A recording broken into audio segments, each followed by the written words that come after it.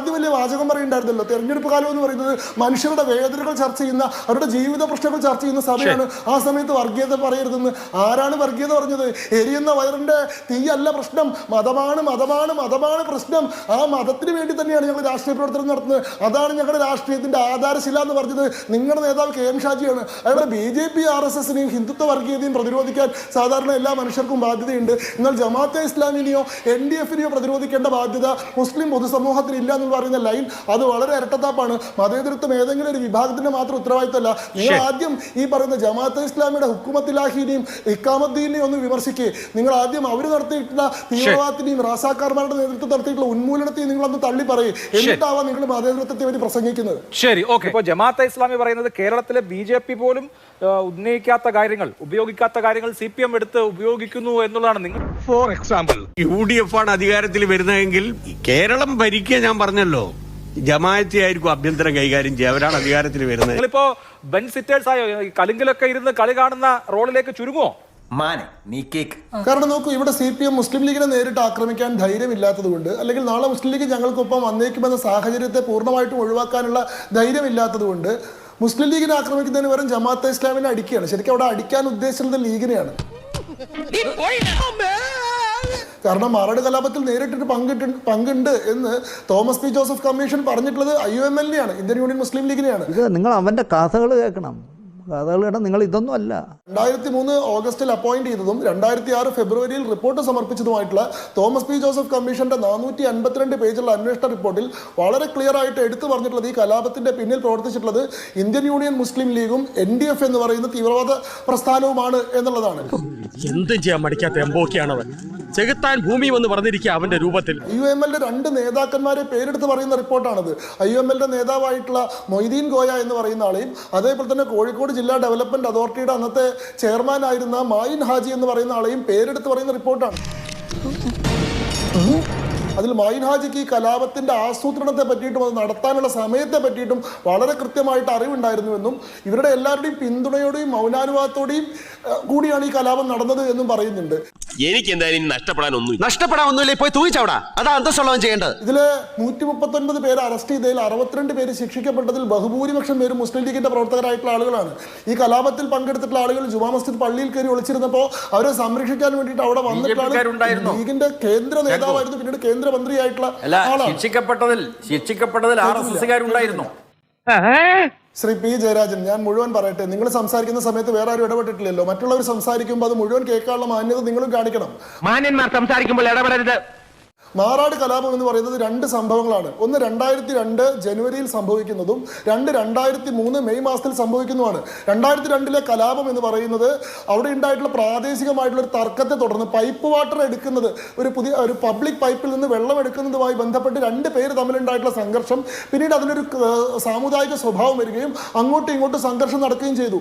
അതിർത്തിക്കുള്ളിൽ ആഭ്യന്തര കലഹം നടക്കുന്നു. ഇനി ഇവിടുന്നൊരു വിഷയിൽ അങ്ങോട്ട്, അവിടുന്ന് ഒരു മിസൈൽ ഇങ്ങോട്ട്. ആ കേസുമായി ബന്ധപ്പെട്ടിട്ടാണ് CPM-ന്റെയും BJP-യുടെയും ലീഗിന്റെ ആളുകളെ ശിക്ഷിച്ചിട്ടുണ്ട്. എന്നാൽ അതിന്റെ തിരിച്ചടി എന്നോണം 2003 മെയ് മാസത്തിൽ നടന്നിട്ടുള്ള കലാപം എന്ന് പറയുന്നത് ഏകപക്ഷീയമായിട്ടുള്ള ഹിന്ദു വിരുദ്ധ കലാപമാണ്. അതിനെ പറ്റിയിട്ട് അന്വേഷിച്ചിട്ടുള്ള തോമസ് പി ജോസഫ് കമ്മീഷൻ പറയുന്നത് it is not a mere revenge but a one side attack against a particular community എന്നാണ്. ഇതാണ് ഇവിടുത്തെ വ്യവസ്ഥിതി. We are living in a very cruel society. ഇവിടുത്തെ ക്രമസമാധാന നില ആകെ തകരാറിലായിരിക്കുന്നു. നിപ്പച്ചന് മനസ്സിലായില്ലേ? ഇത് കേവലം പ്രതികാരത്തിന് വേണ്ടി മാത്രം നടത്തിയിട്ടുള്ളതല്ല, വളരെ കൃത്യമായിട്ടുള്ള ഗൂഢാലോചനയുടെയും ആസൂത്രണത്തോടെയും ഒരു വിഭാഗം മനുഷ്യർക്കെതിരെ നടത്തിയിട്ടുള്ള ആക്രമണമാണ്. 8 പേരെ കൂട്ടക്കൊല നടത്തി. അതിൽ ഒറ്റ ഭാഗത്തുള്ള പ്രതികൾ മാത്രമേ ഉള്ളൂ. അതിലൊരു BJP-കാരനും പ്രതിയില്ല, അതിലൊരു RSSകാരനും പ്രതിയില്ല. അതിലെ പ്രതികൾ മുഴുവൻ മുസ്ലിം ലീഗിന്റെ പ്രവർത്തകരും NDF-ന്റെ പ്രവർത്തകരുമാണ്. കള്ളലക്ഷണമല്ല, ജന്മനാ ഉള്ളതാണ്. അങ്ങനെ വരാൻ വഴിയില്ലല്ലോ, പക്ഷെ അങ്ങനെ വന്നല്ലോ. ഞാൻ പറയുന്നത് ആ ലീഗിനെ പറയാൻ ഇവർക്ക് ധൈര്യമില്ല. ഇപ്പോഴും ചോദിച്ചു നോക്കൂ ഇവരോട്, CPM-നോട്, ലീഗ് വർഗീയ പാർട്ടിയാണോ അതോ സാമുദായിക പാർട്ടിയാണോ അതോ മതേതര പാർട്ടിയാണോ? ഈ ചർച്ചയിലെടുത്ത് ജയരാജന് പറയാൻ കഴിയും ഒരു വർഗീയ പാർട്ടിയാണെന്ന്? അത് ഉത്തരം പറ. അത് പറങ്ങട് നീ ഇപ്പൊ ചോദിച്ചതേ ഒരു ആദ്യം ഊള ആൻസറാ. മരിച്ചു കഴിഞ്ഞിട്ടുണ്ടെങ്കിൽ ഇവിടെ എന്താണ് പറയുക, ജമാഅത്തെ ഇസ്ലാമിയുടെ സ്വഭാവമായിട്ട് സമാനമായിട്ടുള്ള മുസ്ലിം ഭരണമാണ് വരിക എന്ന് പറയാൻ കഴിയില്ല. കാരണം ഒരു പാലസ്തീൻ അനുകൂല സദസ്സ് സംഘടിപ്പിക്കുമ്പോഴും അതേപോലെ തന്നെ പൗരത്വ പ്രക്ഷോഭത്തിനെതിരായിട്ടുള്ള സദസ്സ് സംഘടിപ്പിക്കുമ്പോഴും അവിടേക്ക് ലീഗിനെ ക്ഷണിക്കുന്നവരാണ്. നാളെയെങ്കിലും ലീഗ് ഞങ്ങളുടെ ഒപ്പം വരുമോ എന്ന് ചിന്തിക്കുന്ന ആളുകളാണ്. കണ്ടോ ഇപ്പോഴും ഇവർക്ക് നേരം എടുത്തിട്ടില്ല. ജമാഅത്തെ ഇസ്ലാമി ഇപ്പൊ ഇവർ പറയുന്നത് രാഷ്ട്രീയ താല്പര്യം കൊണ്ട് മാത്രമാണ്, അല്ലാതെ ജമാഅത്തെ ഇസ്ലാമിയെ പറയേണ്ട സന്ദർഭത്തിലൊന്നും അവർ പറഞ്ഞിട്ടില്ല. 1971 ബംഗ്ലാദേശിൽ നടത്തുന്ന കൂട്ടക്കൊലയ്ക്ക് നേതൃത്വം കൊടുക്കുന്ന ജമാഅത്തെ ഇസ്ലാമിയാണ്. റാസാക്കാർ ഫോഴ്സ് രൂപീകരിച്ചുകൊണ്ട് ആയിരക്കണക്കിന് മനുഷ്യരെയും ഗ്രാമങ്ങളെയും വംശീയമായി ഉന്മൂലനം ചെയ്യുന്ന ജമാഅത്തെ ഇസ്ലാമിയാണ്. എല്ലാം ഞാൻ തന്നെ ഗബ്ബാർ കേശവൻ, വിവിധ രൂപങ്ങളിൽ വിവിധ ഭാവങ്ങളിൽ. ജമാഅത്തെ ഇസ്ലാമിയുടെ സ്റ്റുഡൻസ് ഛത്ര സംഘടിപ്പിക്കുന്ന കൂട്ടക്കൊല ക്യാമ്പുകളിൽ ആയിരക്കണക്കിന് മനുഷ്യർ കൊല്ലപ്പെട്ടിട്ടുണ്ട്. ആ ജമാഅത്തെ ഇസ്ലാമിനെ ഒരു തള്ളി പറഞ്ഞിട്ടില്ല. ഈ 2025 ബംഗ്ലാദേശിൽ നടത്തിയിട്ടുള്ള വംശഹത്യയുടെ പിന്നിൽ പ്രവർത്തിക്കുന്നത് ജമാഅത്തെ ഇസ്ലാമിയാണ്. ഇതൊക്കെ ഞാൻ വിവിധ സ്റ്റേഷനുകളിൽ ജീവൻ പണയം വെച്ച് നടത്തിയ ധീരവേട്ടകളാണ്. ഒരു ഐക്യദാർഢ്യ സദസ്സ് ബംഗ്ലാദേശികൾക്ക് വേണ്ടി സംഘടിപ്പിച്ചിട്ടുണ്ടോ? 5000 കിലോമീറ്റർ അപ്പുറത്ത് കിടക്കുന്ന പാലസ്തീനിലെ മനുഷ്യർക്ക് വേണ്ടി ഗാസയ്ക്ക് ഐക്യദാർഢ്യം കൊടുത്തുകൊണ്ട് സദസ്സ് സംഘടിപ്പിക്കുകയും അതിലേക്ക് ക്ഷണിക്കുകയും ചെയ്തിട്ടുള്ള ഇവര് ഈ തൊട്ടടുത്ത് ഇന്ത്യയുമായിട്ട് സാംസ്കാരികമായിട്ടും ചരിത്രപരമായിട്ടും രാഷ്ട്രീയമായിട്ടും ബന്ധമുള്ള ബംഗ്ലാദേശിൽ നടത്തുന്ന കൂട്ടക്കൊലയ്ക്കെതിരെ ഒരു ഐക്യദാർഢ്യ സദസ്സോ ഒരു പ്രാർത്ഥനാ സദസ്സോ സംഘടിപ്പിച്ചിട്ടുണ്ടോ? ഈ സമയത്ത് നീ കാല് പാരാതടാ. എനിക്ക് നിങ്ങളെ വിശ്വാസമല്ല. നിങ്ങളെ പോലുള്ള ഏഴാം കൂലികളല്ലാതെ ആരെങ്കിലും അവന് ചിന്താപാത വിളിച്ച് നടക്കും? ആരെങ്കിലും ക്ഷണിച്ചിട്ടുണ്ടോ? അപ്പൊ ജമാഅത്തിനെ വിമർശിക്കേണ്ട സമയത്ത് വിമർശിച്ചിട്ടില്ല. ആ കൂട്ടക്കൊലയ്ക്ക് കൂട്ടു നിൽക്കുകയും അവിടുത്തെ മരിച്ച മനുഷ്യരോട് നീതികേട് കാണിക്കുകയും ചെയ്തു.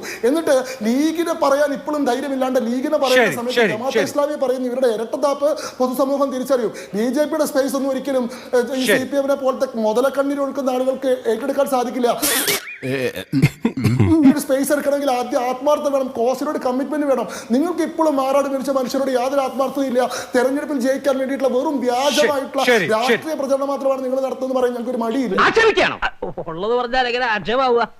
ഇവിടെ ശിവമീരൻ പറഞ്ഞ ചില കാര്യങ്ങൾക്ക് ഉത്തരം പറയാണ്ട് പോകാൻ കഴിയില്ല.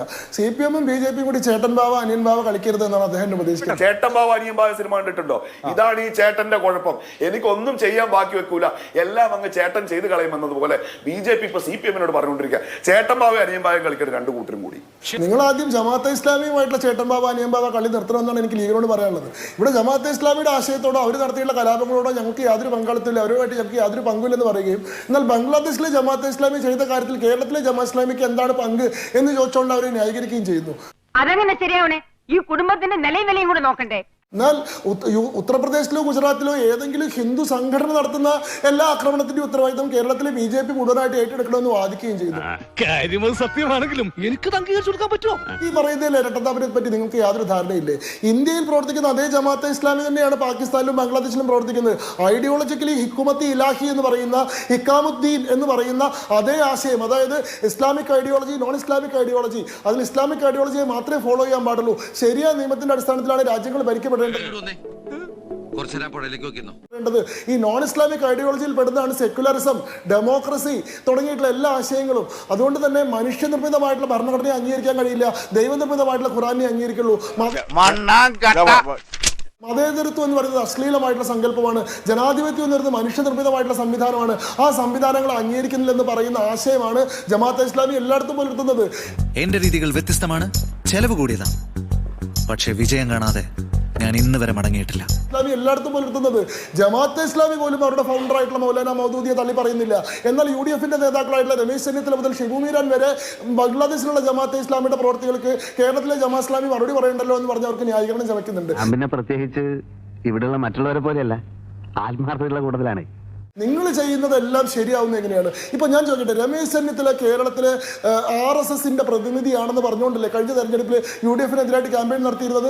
UDF ഭരിക്കുമ്പോൾ ആഭ്യന്തര വകുപ്പ് കൈയാളുന്നത് RSS ആണ്. രമേശ് ചെന്നിത്തല ആ കാലത്ത് സംഗീത്തല എന്നാണ് വിളിച്ചിരുന്നത്.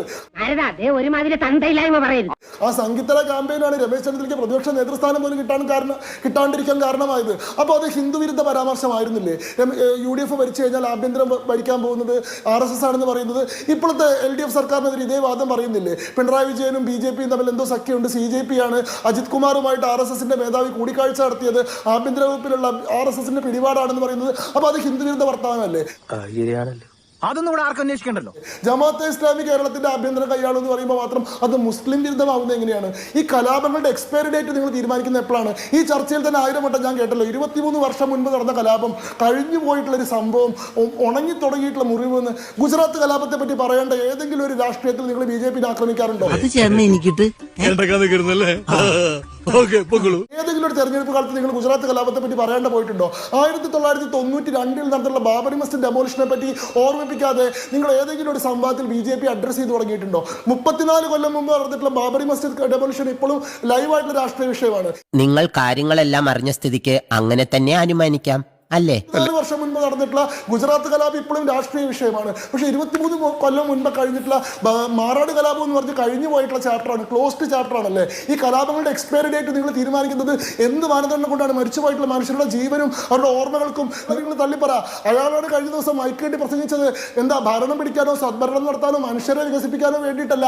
ഒരു സമുദായത്തിന് കഴിഞ്ഞ 10 വർഷത്തിൽ നഷ്ടപ്പെട്ടു പോയിട്ടുള്ള അവകാശങ്ങൾ തിരിച്ചു പിടിക്കാൻ, ആ സമുദായത്തിന് അത് തിരിച്ചു കൊടുക്കാൻ വേണ്ടിയിട്ടാണ് നമ്മൾ ഭരണം പിടിക്കുന്നതെന്ന് ആ പറഞ്ഞത് വർഗീയ പരാമർശമല്ലേ? അത് നിങ്ങൾ തള്ളിപ്പറ.